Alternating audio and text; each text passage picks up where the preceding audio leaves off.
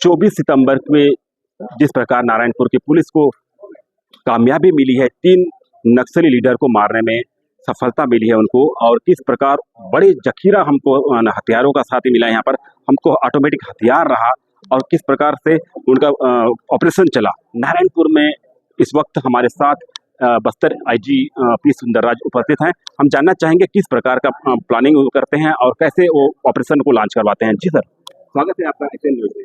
धन्यवाद सर, जानना चाहेंगे किस प्रकार आप ऑपरेशन लॉन्च करते हैं और 100% सफलता मिलती है आप लोग को। जैसा वर्ष 2024 में सुरक्षा बल को अलग अलग क्षेत्र में विभिन्न मुठभेड़ में काफ़ी सकारात्मक परिणाम देखने मिला।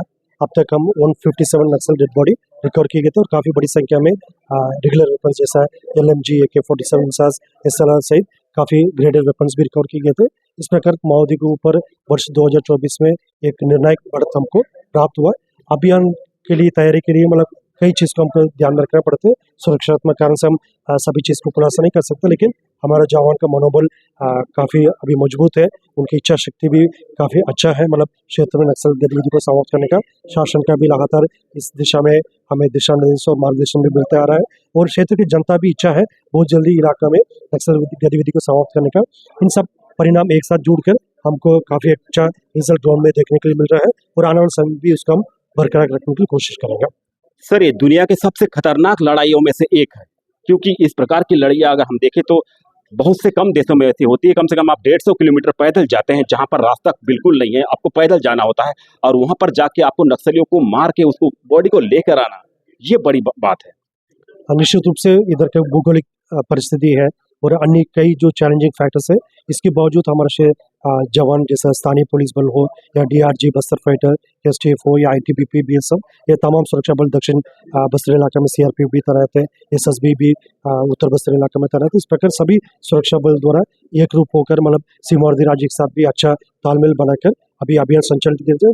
दुनिया के सबसे एक कठिन जो लड़ाई है इसको हम मान सकते हैं। उसमें हमारा जो दुश्मन का ताकत को भी हम कम आकलन नहीं कर रहे हैं। उनके पास IED से लेकर और कई मॉडस ऑपरेंडी जिसके कारण से वो सुरक्षा बल के मनोबल को कम कर सकता है और क्षेत्र की जनता को भी भयभीत कर सकता है। इन तमाम परिस्थिति के बावजूद वर्ष 2024 में हमको काफ़ी उत्कृष्ट परिणाम देखने मिला अभी तक, और आने वाले समय में भी हमारा कोशिश रहेगा मतलब माओवादी के खिलाफ इस प्रकार एक रणनीति के तहत हम कार्रवाई करें, ताकि बहुत जल्दी क्षेत्र नक्सल गतिविधि से मुक्ति हो और क्षेत्र की जनता को शांति से जीने के लिए एक अवसर मिले। उसी प्रकार का हमारा कार्रवाई रहेगा। सर, STF और DRG के बारे में जानना चाहेंगे, किस प्रकार का उनको ट्रेनिंग दिया जाता है। ऐसे सबसे ज्यादा बारिश होने वाली जगह, सब बड़े बड़े पहाड़, इसके बारे में थोड़ा जानना चाहेंगे, कैसे कर लेते हैं। जो हमारा जो स्थानीय सुरक्षा बल या STF हो, DRG हो, बस्तर फाइटर हो या अन्य जितना भी केंद्रीय अर्धसैनिक बल हमारे यहाँ काम कर रहे हैं डिप्लॉयड होकर, उन सब का मनोबल अभी वर्तमान में काफ़ी ऊंचा है। उनका डेडिकेशन भी काफ़ी मजबूत है, क्योंकि इस क्षेत्र को नक्सल गतिविधि से मुक्त कराना, क्षेत्र की जनता को मतलब नक्सल आतंक से उनका आज़ाद कराना है। इन सब एक ऑब्जेक्टिव को लेकर काम कर रहे थे, और देखा जाए तो वर्ष 2000 से लेकर अभी तक राज्य गठन के पश्चात लगभग 1700 से अधिक निर्दोष ग्रामीण को माओवादी द्वारा मारा गया। हमारा 1200 से अधिक जवानों का शहादत हुआ। इसके बावजूद हम लगातार एक एक कदम मजबूती से आगे बढ़ते बढ़ते माओवादी के खिलाफ हम एक स्टेज में पहुंचा है, मतलब ये निर्णायक स्टेज में पहुंच गए थे, और शेष कुछ इलाका में माओवादी गतिविधियाँ अभी परिलक्षित है। उन इलाका में भी हम आने वाले समय में मजबूती से काम करेंगे, ताकि उनकी गतिविधि को हम टोटली उसको कंट्रोल कर सकते हैं। और इस काम के लिए हमारा जवान वेल ट्रेंड है और वो वेल इक्विप्ड है। उनके पास सभी प्रकार के साधन संसाधन है, और उनके मनोबल को बढ़ा रखने के लिए हमारे पास जितना भी जो ताकत है उनके उपयोग में हम देते हैं, ताकि हमारा जवान निश्चित होकर अभियान संचालित कर सकता है और माओवादी के खिलाफ हम एक प्रभावी रूप से एक निर्णायक बढ़त प्राप्त कर सकता है। सरकार के बारे में जानना चाहेंगे, सरकार ने आप लोगों को कितनी ताकत दी है। इससे पहले हमने इतना पावरफुल पुलिस को नहीं देखा, और जिस प्रकार अभी आपने आपके जो पावर हम देखते हैं, तो बिल्कुल हमको लगता है कि भारतीय सेना बहुत मजबूत है। शासन की मंशा ये है जितना जल्दी हो सकता है उतना जल्दी क्षेत्र में नक्सल गतिविधि को समाप्त करें, और क्षेत्र के में जनता की इच्छा अनुरूप उन्हें विकास कार्य को आगे बढ़ाने के लिए एक अवसर मिले, इधर मूलभूत सुविधा से उनके लाभान्वित करें और शांति व्यवस्था स्थापित करें। बस्तर क्षेत्र के एक नया पहचान दिलाना ये शासन के मंशा है, राज्य सरकार का और केंद्र सरकार का, उसी मंशानुरूप सुरक्षा बल अभी काम कर रहा है। काफ़ी साधन संसाधन की जो भी आवश्यकता है तत्काल उसका पूर्ति की जाती है और स्पष्ट एक ऑब्जेक्टिव है, मतलब सिक्योरिटी फोर्सेस का और शासन का क्षेत्र में जिस तरीके से हमको आगे बढ़ना है और आने वाला 2 साल हमारे लिए काफ़ी एक निर्णायक रहेगा। उस लड़ाई को हम और मजबूती से लड़ने के लिए हमारा सुरक्षा बल के सभी जवान तैयार हो। क्षेत्र की जनता भी यही चाहते हैं बहुत जल्दी नक्सल गतिविधि समाप्त हो और क्षेत्र में शांति व्यवस्था स्थापित हो और उनकी एक नया पहचान मिले, ये सबकी मंशा और उसी हिसाब से हम आगे बढ़ रहा है। मेरा आखिरी सवाल सर, छत्तीसगढ़ और बस्तर संभाग में कितना जल्दी हम नक्सल से मुक्त होंगे, क्या कहते हैं आप? जिस तरीके से हमको अभी निर्णायक बढ़त प्राप्त हो रहा है उससे हम पूरा आश्वस्त हैं। बहुत जल्दी आने वाला साल 2 साल में हम माओवादी के खिलाफ एक काफ़ी एक मजबूत स्थिति में पहुंच जाएगा। उनकी कैडर स्ट्रेंथ को हम डिप्लीट करने के साथ साथ उनका फॉर्मेशन को भंग कर लेगा और उनकी गतिविधि ओवरग्राउंड कैडर्स हो या अंडरग्राउंड कैडर्स हो या मिलिट्री फॉर्मेशन है, सबके खिलाफ हम एक प्रभावी रूप से अंकुश लगा सकता है। इसी दिशा में हम मजबूती से आगे बढ़ते जा रहा है। आने वाले साल 2 साल में हम इस दिशा में सफल भी होगा, ये हमारा उम्मीद है। बहुत बहुत शुक्रिया सर। ये बनाना आसान है, मतलब इसी मोटा पंखा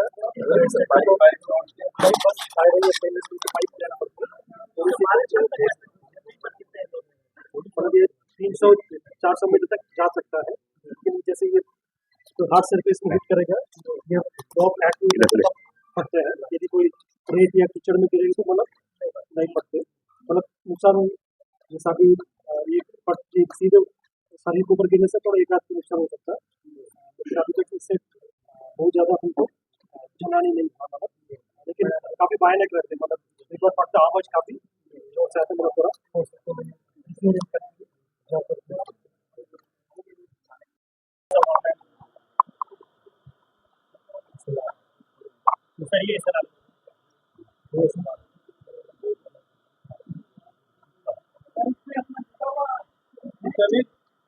प्रकार हथियार की जखीरा यहाँ पर देखने को मिल रहा है। आप देख सकते हैं कि कितनी बड़ी बड़ी हथियारें यहाँ पर आपको देखने को मिल रहा है। कितने किस प्रकार से नक्सली अपने साथ ये बड़े बड़े लॉन्चर को अपने साथ रखते हैं और कैसे यूज करते हैं। हमारे साथ यहाँ पर बड़े अधिकारी हैं, आप देख सकते हैं हथियारों को। ये हथियारों के नाम है BGL हो गया, BGL सेल है।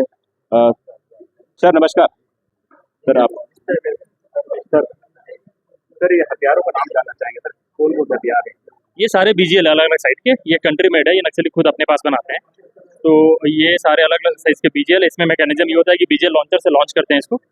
BGL लॉन्चर से जब लॉन्च करते हैं तो ये फुल बॉडी पीछे से यहाँ के BGL लॉन्चर के एक्सप्लोजन से बाहर लॉन्च होता है। ये एक प्रोजेक्टाइल होता है, ये पूरी बॉडी एक साथ इंटैक्ट प्रोजेक्टाइल होकर बाहर जाती है और पूरी बॉडी जब सामने किसी हार्ड सरफेस पे गिरती है, हार्ड सरफेस गिरती है तो ये सामने आप नॉब ये क्लिप देख रहे हैं, ये क्लिप अगर हार्ड सरफेस पे गिरता है तो इसके एक्सप्लोजन का प्रोसेस एक्टिवेट होता है, उससे ब्लास्ट होता है और आसपास के 4-5-10 मीटर में अगर कोई स्ट्रक्चर हो या ह्यूमन हो या फिर कोई बॉडी हो तो उसको हार्म हो सकता है। नारायणपुर के इतिहास में अगर देखें तो इतना बड़ा हथियार का जखीरा आज तक हमने नहीं देखा और इतने ऑटोमेटिक जो हमारे हथियार हैं, क्या लगता है कितने की संख्या नक्सलियों की थी होगी और आप लोग की जो फोर्स जो लगा था कैसे निपटाएं?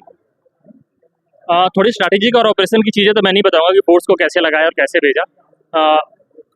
नारायणपुर अभी क्या हो रहा है, पिछले 6-7 महीने में बहुत लंबे लंबे ऑपरेशन कर रहे हैं। एक तरफ से 40 से 50 किलोमीटर जा रहे हैं। इस ऑपरेशन में 120 घंटे जवान जंगल में रहे और टोटल कोई एक टीम लगभग 110 किलोमीटर चली है, 40 किलोमीटर गई है, 40 किलोमीटर आई है। उसके अलावा ऑपरेशन क्षेत्र में ही 30 किलोमीटर चली है, ऊपर नीचे 5 दिन तक दाएं बाएं होते होते ऑपरेशन क्षेत्र में। तो इस पूरे डायनामिज्म में बहुत सारे नक्सली को पता चला, वो भागे, इतना सामान लेकर नहीं जा पाए, कुछ हथियार छोड़ के भागे। मुठभेड़ एक जगह नहीं हुआ है, मुठभेड़ 4-5 जगह हुआ है, कंटिन्यूअस हुआ है, लगातार हुआ है। तो अगर जानना चाहेंगे सर कितने पहाड़ों को पार करके वहाँ तक पहुँच पाए जहाँ पर ये मुठभेड़ हुई है? महाराष्ट्र बॉर्डर पे छूकर आए हम, ठीक है, और सोनपुर से महाराष्ट्र बॉर्डर जाएंगे तो कम से कम 5-6 माड़ हैं। इसके अलावा 10 से 12 पहाड़े हैं, 8-10 छोटे नाले हैं, 2 ठीक ठाक बड़े नदी टाइप के नाले हैं या नदियां हैं। इन सब को पार करके जवान STF के DRG के पहुंचे थे। हमारे पास जो मुख्य हथियार हैं उसके नाम जानना चाहेंगे हम। जो मिले जी, AK-47 मिला है जो SZCM रुपेश के पास से मिला था, इंसास मिला है, SLR मिला है, SLR 2 मिला है, कार्बाइन 2 मिला है। ये सारे ऑटोमेटिक वेपन्स है, तो 5 ऑटोमेटिक वेपन्स हो गए। इसके अलावा हमें 303 मिला है, 315 मिला है, 12 बोर मिला है, सिंगल शॉट मिला है, बहुत सारे बीजेल शेल्स मिले हैं, बीजेल लॉन्चर मिला है, मैगजीन्स मिले हैं। और मैगजीन के इन जितने भी हथियार मैं बताया हूँ उसमें कम से कम 5 से लेकर 25, 30 तक कारतूस मिले जिसे हमने डिस्प्ले किया है। तो इतनी चीज़ें मिली है। तो आप जैसे आप हथियारों की बात कर रहे हैं, हथियारों में जैसा कि मैं पहले भी हाईलाइट कर रहा था, हथियारों का वैल्यू समझना बहुत जरूरी है। हथियार जो कि मैं पहले भी बोला हूँ, पुलिस के लिए नहीं है, पुलिस से तो लड़ नहीं पाते हैं। सर, जवानों के लिए 2 शब्द कहेंगे। जवान जो वहां तक बहादुरी से गए और इतने सारे हथियार और डेड बॉडी भी लेके आए हैं, ये बहुत बहादुरी की बात है।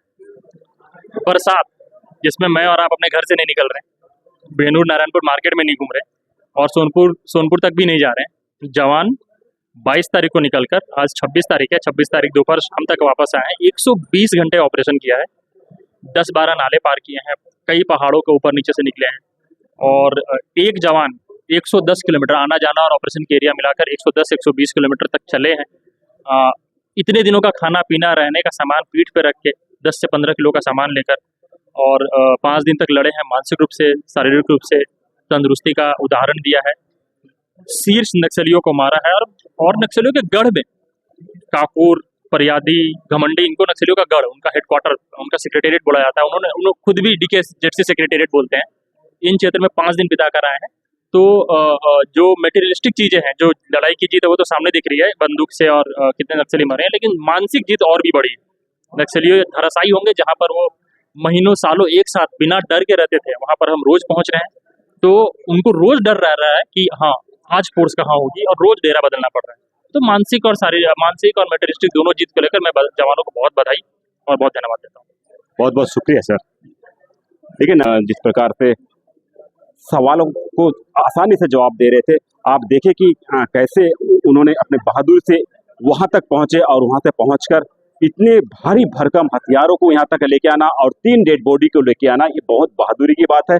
क्योंकि आप नक्सलियों के मान में थे उस समय नारायणपुर में। इस बड़ी घटनाओं के लिए नारायणपुर SP ने उन्हें बहुत बहुत शुभकामनाएं दी हैं। नारायणपुर से बिंदेश पात्र, एशियन न्यूज।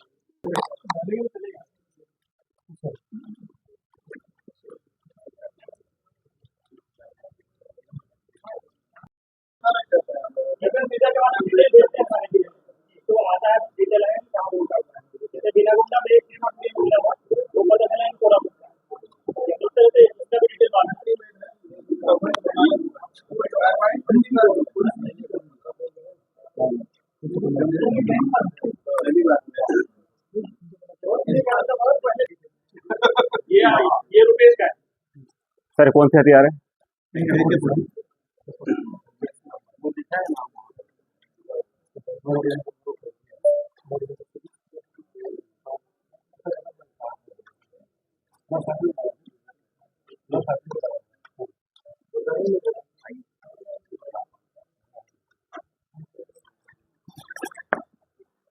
रुपेश के डेड बॉडी के पास था क्या सर?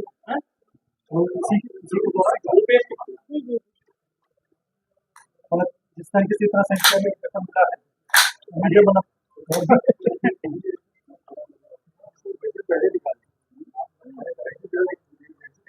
देखिए आगे ना फ्लैश शेडर लगा है, अगर अंधेरे में फायर करेगा तो हवा से एक चीज है कि स्पार्क नहीं दिखेगा तो अंदाजा नहीं लगेगा तो आ जाएगी। ये कितना खतरनाक है सर, बताएंगे? सुबह बनाने के लिए सबसे खतरनाक है। लेकिन अब ये भी पता चाहता हूँ, आमतौर पर सब लोग का धारणा ये है AK-47 इंसान से सुनारी खतरनाक ऐसा नहीं, भरमार गोलबोर भी इतनी खतरनाक है। जैसे यदि कोई गोलबोर से करेगा, उसका जो एक साथ वाला 4-5 लोग के सामने जो हिट कर सकता है, उस हिसाब से गोलबोर भरमार भी नहीं खतरनाक है। ये महाराष्ट्र के सिमोर्दी अबुजमाड़ क्षेत्र में प्रतिबंधित एवं गैर कानूनी CP मौत संगठन की उपस्थिति के आसूचना के आधार पर जिला नारायणपुर से DRG टीम, इसमें कोंडागांव का, दंतेवाड़ा का और नारायणपुर की टीम शामिल थे। साथ साथ STF और इस इलाका में तैनात BSF एवं ITBP बल द्वारा एक संयुक्त अभियान संचालित किए गए थे। अभियान के दौरान दिनांक 23 सितंबर को शाम को 4 बजे से लेकर लगातार अनेक बार माओवादियों एवं सुरक्षा बल के बीच में मुठभेड़ हुई। मुठभेड़ के पश्चात इलाका का सर्चिंग के दौरान 3 वर्दीधारी माओवादियों का डेड बॉडी रिकवर किए गए थे, जिसकी शिनाख्त थी अभी DKZC member Rupesh, DVCM Jagdish और PPCM सरिता के रूप में हुई थे। DKSFC मेंबर रूपेश मूलतः महाराष्ट्र का रहने वाला है और DVCM जगदीश बालाघाट मध्य प्रदेश का। और जैसे इस मुठभेड़ के पश्चात आर्म सबमिशन में हमें एक AK-47, 2 SLR, 1 इंसास और काफ़ी बड़ी संख्या में कार्बाइन 303 एवं अन्य हथियार बरामद किए गए थे। अभी अभियान के पश्चात इलाकों को सर्च करते सुरक्षा बल द्वारा वापस मुख्यालय आए जा रहा है। और इस अभियान में जो हमारा सुरक्षा बल सदस्य द्वारा काफ़ी कठिन भौगोलिक परिस्थिति के बावजूद अबुझमाड़ क्षेत्र का काफ़ी एक घना जंगली इलाका है, जो विपरीत परिस्थिति को भी चुनौती को भी देखते सामने करते हुए भी काफ़ी उत्कृष्ट स्तर का अभियान संचालित किया, जिसके परिणाम स्वरूप काफ़ी अच्छा रिकवरी भी हुआ। और वर्ष 2024 की यदि हम बात करेगा, पूरा बस्तर संभाग के अंतर्गत प्रभावी रूप से अभियान संचालित करने के परिणाम स्वरूप कुल 157 माओवादियों के डेड बॉडी रिकवर किए गए थे। उसमें खासतौर पर 10 माओवादी कैडर है, जिसमें DKSFC जोगन्ना, DKSFC रंदे, DKSFC Rupesh, DVCM Shankar Rao, DVCM विनय, इस प्रकार काफ़ी बड़ी संख्या में 10 से ज़्यादा माओवादी कैडर जो बाहर राज्य का इधर दंडकारण्य इलाका में जो सक्रिय थे, उनका डेड बॉडी भी रिकवर किए गए थे। और अनेक मात्रा में जो ग्रेडेड वेपन्स है, AK-47, LMG, इंसास, SLR, इस प्रकार का ग्रेडेड वेपन भी लगभग 32 से अधिक वेपन इस अवधि में रिकवर किए गए थे। यदि हम अबुझमाड़ की बात करेंगे तो वर्ष 2024 में विभिन्न मुठभेड़ के पश्चात कुल 37 माओवादी के डेड बॉडी रिकवर किए गए थे। ये भी सर्वाधिक मतलब किसी एक ऑपरेशन सीजन में जिला में और पूरा संभाग में राज्य में इस प्रकार काफ़ी प्रभावी रूप से अभियान संचालित किए गए थे। आने वाले समय में भी हमारा मकसद ये रहेगा क्षेत्र में सुरक्षा व्यवस्था स्थापित करने के लिए और जनता का मंशा अनुरूप विकास कार्य को गति देने के लिए हम और प्रभावी रूप से अभियान संचालित करेगा, ताकि इलाका में नक्सल गतिविधि को समाप्त करके एक नया पहचान दिलाने के लिए हम सफल होगा। सर, रुपेश के बारे में जानना चाहेंगे। नक्सल लीडर रुपेश काफी चर्चा में एरिया था उनका, कहाँ तक उनको कवर करते हैं? जी सर, अबुझमाड़ की जो परादी बड़े बड़े मुठभेड़ में जो रिकवर किए गए थे, जो सीनियर माओवादी का डेड बॉडी जो जिसकी शिनाख्त थी DKSFC रूपेश के रूप में हो रहे थे, ये जो अबुझमाड़ और गढ़चिरौली के सीमावर्ती इलाके में सक्रिय जो कंपनी नंबर 10 का इंचार्ज है और कई मिलिट्री एक्टिविटी को वो संभालते थे। और जैसा पूर्व में भी जैसा तब कंपनी नंबर 4 में थे, वर्ष 2009 में मदनवाड़ा मुठभेड़ में भी वो शामिल रहा। और इस प्रकार लगभग विगत 15-20 साल से जिस इलाके में काफ़ी सक्रिय रूप से अनेक घटना में शामिल रहा और उनकी इस मुठभेड़ में मारा जाना माओवादी के लिए काफ़ी एक बड़ी क्षति। उसके अलावा जो पूर्व में भी जितना भी सीनियर कैडर्स जो मारा गए थे जो वर्ष 2024 में, उनके कारण से माओवादी संगठन अभी बैकफुट में है और उनके काफ़ी भारी नुकसान हुआ, वेपन के हिसाब से भी और कैडर के संख्या के हिसाब से भी काफ़ी नुकसान हुआ। और फिर भी हम माओवादी का ताकत को कम आंकलन नहीं कर रहे हैं। हम आगे आने वाले समय में और सावधानी पूर्वक सतर्कता से अभियान संचालित करेंगे, ताकि आखिरी जो कैडर तक उनका न्यूट्रलाइज करना और उनका आत्मसमर्पण कराना या अप्रियन करना हमारा एक मकसद रहेगा। इस मौके में हम ये भी अपील करना चाहते हैं, जो माओवादी कैडर के पास अभी ज़्यादा कोई विकल्प नहीं बचा है, यदि जान बचाना होगा उन्हें हथियार छोड़कर हिंसा त्याग करके शासन के समक्ष आत्मसमर्पण करे और उसके अलावा उनके पास कोई विकल्प नहीं बचा है। और इस अपील का हम पुनः